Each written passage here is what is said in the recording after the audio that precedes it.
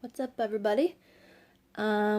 Just wanted to give you an update on what's been happening with our lives. And I watched part of the last video and it was super shaky. So I know I was outside and hopefully that is like part of the problem. And hopefully it's not usually that shaky because that was bad. So I'm sorry. Okay. So I'm probably going to do two separate videos and so that this one isn't too long, because if I did everything that's happened in the past week, it would be like forever long video. So, and I know, when people put videos online and they're like super long, like 20 minutes, I'm like, that's a long time. So I'll try and keep this one short and then do another one. So we had a baby and he is doing great. And I'm trying to think of anything else leading up to that. So we had scheduled the C-section for Wednesday morning. And leading up to that, we were just trying to get ready, trying to do everything that we could before he came. So Tuesday night, we went to bed. We had our last dinner, which Jordan didn't like me calling that because it made it sound like I was dying, which, I could have. Whatever. I like death jokes. I like morbid jokes. He doesn't really think they're funny, which I can understand, but, you gotta laugh or you'll just cry all the time. So you gotta throw in some death jokes every once in a while. But, so, Tuesday night, we, super stressed.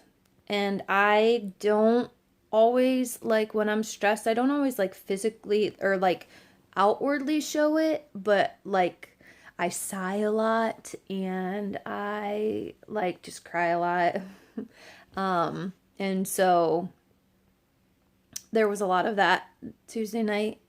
And we went to bed and we still hadn't come up with a name. Well, our thought was, which we were kind of really disappointed, because we had like three different names that we were like going in between and we couldn't decide. So we were like, you know what we're going to do? We are going to put the names in a bowl and have Grayson pick one. And then that way we can be like, you picked your brother's name. So we were like planning on doing that. Like that was the plan. And obviously they're names that we wanted. It's not like he just was going to pick the name. But we had like Colton Avery, Ashton Brooks, Ashton Avery. I think those were like the main three. So we were going to have him like pick out of a bowl. So I wake up. We went to bed at like 11. I didn't fall asleep until midnight. And then I woke up at 2:30 because I had to go pee. And I was just like Ashton David. And I told Jordan because he woke up and I was like, Ashton David. And he was like, yep. And I was like, really? And he was like, yep. And he's like, I said that before and you shot it down. And I was like, I don't remember that, which he probably did. And I probably did. But, and so we decided on the name like 2:30 in the morning, the morning he came. But yeah, we both were like, yep. And so that was how we came up with his name. So unfortunately, Grayson did not get to pick his brother's name. But so I was up pretty much from 2:30 on. And then I don't know if Jordan went back to sleep till like 3 or something, but yeah, we were up. I couldn't eat. So at some point, like 3 or something, he gets up and he has like all this cereal and I'm like starving, but I can't eat and I can't drink because I'm having the surgery, and I just hear him munching on his cereal and I'm like, seriously, dude? Which I'm glad he ate and didn't like try and commiserate with me or something, but so we did that. Our friend Chris was gonna watch Grayson, so she came over at like 4:15, 4:30, and we left, went to the hospital, got there, and it was like this mass, not exodus because people weren't leaving, but like this mass, like everybody was getting there at 5:30, and so like there was this huge long line of people like trying to register for surgery. So we get there, they give us a pager, and they take us back like right away, like us and one other person. So they take us back like right away. Do the whole change in the gown, all that. They get him on the monitor, like get like the fetal monitor going pretty much right away. And yeah, so they were monitoring him for quite a while. Basically the same thing as a non-stress test. They wanted like accelerations, but I was kind of like, what's the point of this? You're taking him out in like an hour, so if he doesn't like pass, what are you gonna do? Bump it up, 45 minutes or whatever. But yeah, so they did like all this monitoring, and then they went to start an IV, which I was kind of disappointed because Dr. Walter was like, yeah, they could probably use your port. So I had like numbed my port, hoping that I wouldn't have to have an IV because IVs are just really annoying. And they were like, no, we're going to have to use this one. And they're like, we'll probably start another one in your other hand. And I'm like, seriously? Like, I have a port. It's there to put things in me. And it's numb. So let's just use it. But they weren't having it. And I didn't really say it like that. So they get the IV going, which isn't a big deal. And then, like, literally, because I had two teams of surgeons. I had the OB surgeon and all her people. And then I had my cancer doctor, Dr. Walter, his team of surgeons. And then they had, like, the baby NICU people, and then, like, the surge techs and the anesthesiologists. And so, like, seriously, we had, like, people coming by our room, like, all the time. Hey, my name's so-and-so. I'm going to be in there with you. Hey, I'm this and this. I'm going to be in there with you. And I'm like, awesome. I love all these people in there.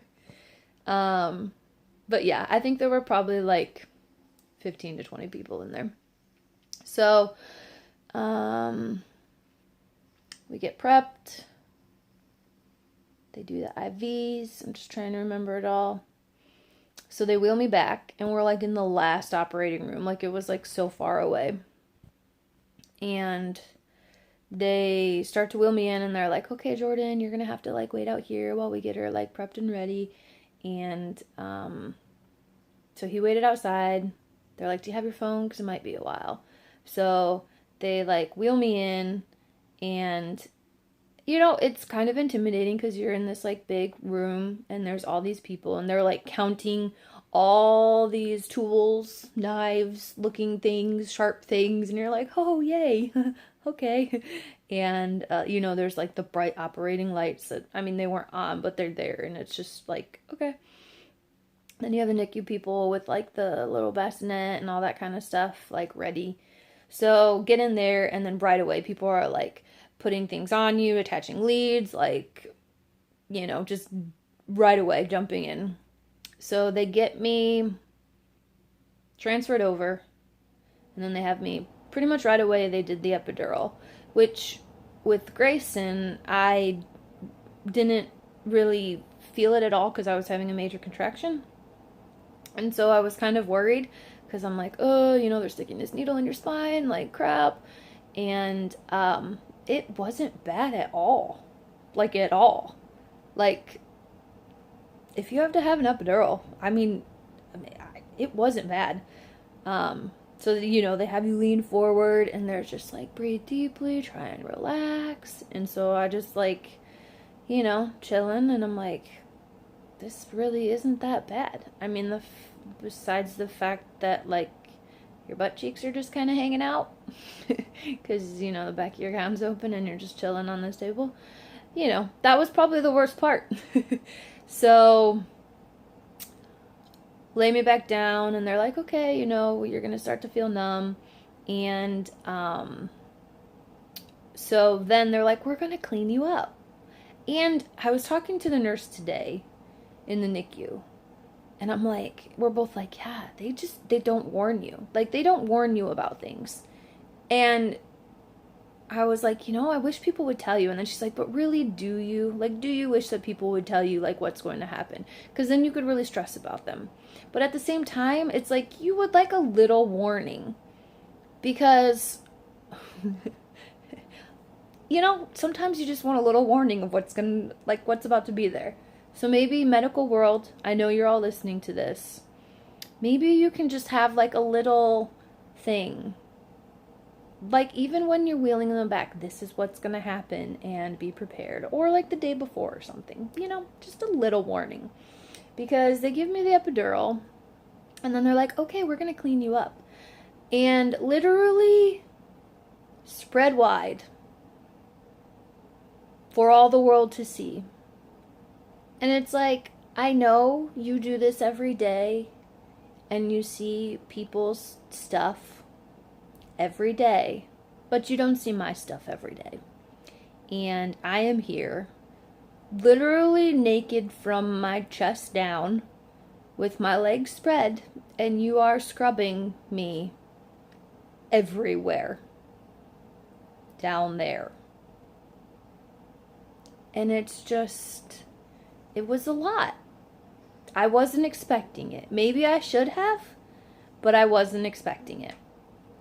So, clean me up, clean my belly up, start the catheter, and then they were like, they're acting like they're ready for surgery. So they put the drape up, which was another thing that I wasn't expecting, because all I have to go on is TV and movies. And usually it's like, you know, there's a drape, but it's like far away from your face, and it's just like, you know, like here, whatever, goes up. This drape was like right here and like right in front of my face. And I was like, okay, I feel a little claustrophobic. And I'm not claustrophobic. And I was just like, I feel like, whoa, this drape is like right here. And, you know, you have your arms spread out and you're nervous. And I'm like trying not to shake. And I have bad shoulders. So I'm like so tense when everything is happening, because they're like acting like they're ready to start surgery, and I can still like feel them like up higher up. And so they're like, can you feel this? And I'm like, yep, I can feel this. And they're like, oh, really? You can feel that? And I'm like, yes, I can feel that. Like, don't cut me open yet, because I can feel you.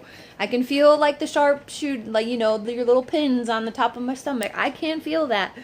So I'm kind of like freaking out in my head, like, please don't cut me open when I can feel you. Because you always hear like those horror stories of people were like, yeah, they started this and I could feel them. And I was just kind of freaking out in my head. I was very calm on the outside. The anesthesiologist was like, you are very calm. And I was like, yeah, I'm just chill like that. So I got numb, thankfully. They cut me open. And they're like, you're just going to feel some tugging and pulling. And I'm like, okay. So I'm laying there, and my chest. Buns? Sure. Marco? No, I'm recording a YouTube video. Serious? Yes. Oh, my bad. Go away. So I'm laying there, and my chest is like You can use your new phone. starting. It's too late now. Like my chest is starting to hurt. And I'm like, oh my goodness. Am I going to have a heart attack right on this thing, on this operating table? Cancer ain't going to take me out. Chemo ain't going to take me out. I'm going to have a heart attack, like right here. But I'm like, Heather, calm down. You're not going to have a heart attack. So I waited a couple more minutes, and it's like hurting. And I'm like, so I like, and no one was really paying attention to me at that time. So I'm like looking up, like, okay, someone looked out at me. And so finally the anesthesiologist looks at me, and I'm like, is it normal for your chest to hurt? She's like, oh yeah, that's completely normal. And I'm like, okay. So the plan was keep me awake so that I could see the baby, and then they would put me out for the rest of like the hysterectomy and everything. So they get the baby out, and he starts screaming like right away, like, ah! Like really screaming. And I was like, that's awesome. Obviously his lungs are working. He's good. Like, yes. So he starts screaming, and then they just like walk him past me. Like, we were hoping for skin to skin time. We were hoping like, you know, 10-15 minutes, like we would be able to be with him and it would be good. They walk him like, hi, here he is. And I was like, ah. and I didn't get to see him at all. And that was really kind of sad and devastating, but I was in like so much pain that I cared, but like it was kind of like, okay. So by that time, my chest was like super hurting, like super bad. And I was like, oh my gosh. And so Jordan goes with the baby. I mean, they're still in the room, but they're like over. And my chest is like hurting. And I'm like, oh my gosh. Like really bad. So he finally comes back over and he's like, hey, how you doing? And I'm like, my chest hurts really bad. And he's like, okay. So he gets like Dr. Walter, who is doing like the next part of surgery, and he's like, she's in like a lot of pain. And I feel like I can handle a lot of pain. Like I'm not like sissy girl, but it hurt. And so he's like, okay, let's get the show on the road. So they knocked me out pretty quickly. I don't even remember how they knocked me out. Yeah, I just remember that, and then I woke up. So I wake up in recovery. My throat is killing me because it just hurts because I had a tube down my throat. So I'm like, can I get water? To the nurse, and he's like, oh yeah. So wake up, do the whole recovery thing. Laura and my dad come in, and then, you know, once I was awake and doing okay, they put me up in a room. And it was probably until like 2 or 3 before I could actually like get up and go see Ashton.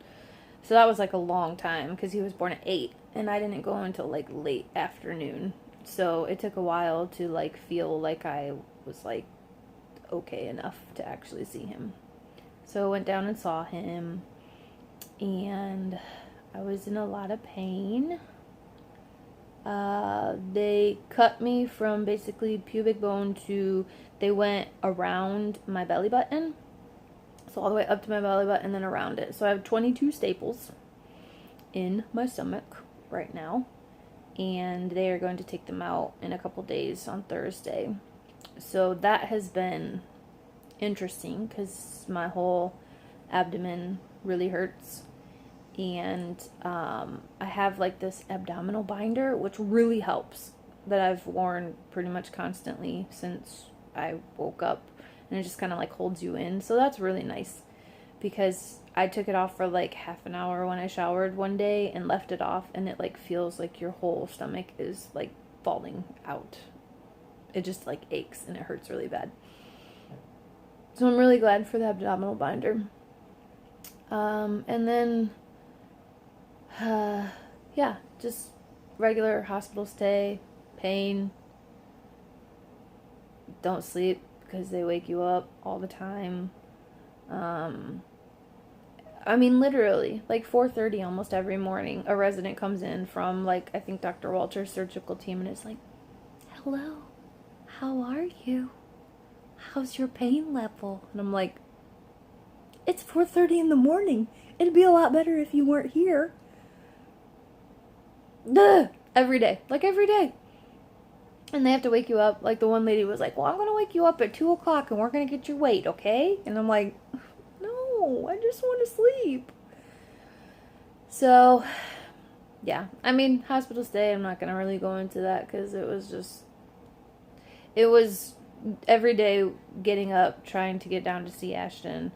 And then, like, I'd miss pain meds, and then I'd be in super a lot of pain, and then I'd be crying, and then go back up and try and sleep and not really be able to sleep.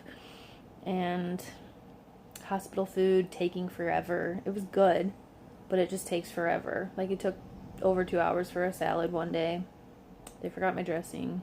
My nurse, like, went crazy on them, which was awesome, because you could tell she liked me, and she was like, let me get my mama voice out, and she, like, ripped them a new one. But, yeah, I said this video wasn't going to be long, because long videos are annoying, and it's long. So yeah, I'm trying to think what I want to say in this video and what I want to say in the next video. So Ashton is doing great. He was 3 pounds, 15 ounces.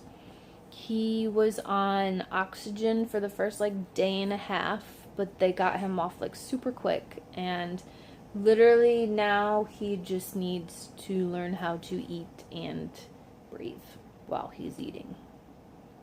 So it's just the suck, swallow, breathe thing that he is struggling with. Not even struggling, he's 34 weeks, so it's completely normal for him not to get it.